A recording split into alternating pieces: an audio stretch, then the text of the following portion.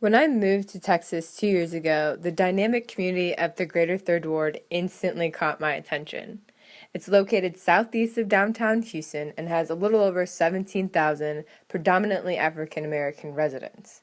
Unfortunately, more than half of the residents are currently living below the poverty line. Gentrification has had a strong force in the Third Ward since the 1940s. Formerly, the community housed predominantly Jewish families and later professionals from the local businesses and institutions such as the University of Houston and Texas Southern University, both of which have main campuses located in the heart of the Third Ward. Everything I know about the Third Ward was learned either through personal curiosity or in conversation with community members. For example, last spring I met with Billy Reese, the senior counselor of the Diabetes Awareness and Wellness Network at the Third Ward Multi-Service Center. He guided my understanding of the current and future gentrification trends occurring in the Third Ward.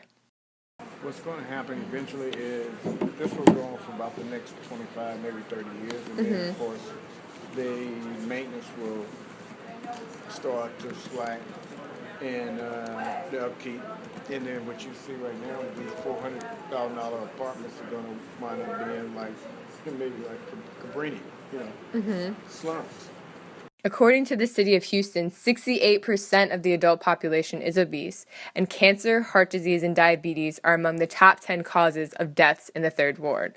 All of these conditions can be prevented and managed with healthy nutrition and lifestyle choices.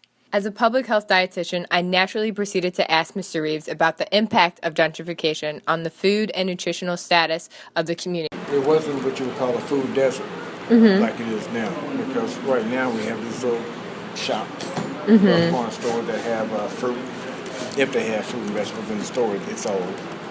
A lot of the food, canned goods are past due. The bread, of course, is not fresh because it's taken from one location somewhere in town and brought here. The store's not kept at all. To change the food and health environment, I would initiate collaboration between existing structures to generate solutions in delivering produce and nutritious foods to local grocers in the Third Ward. I would foster cross-sector partnerships that would focus on uplifting the existing public health programs and improve the community resources available. For example, the work of the Third Ward Multi-Service Center would be expanded to include families and children. The overall goal is to change the culture of health and strengthen communal bonds within the Third Ward community in order to achieve optimal health for all.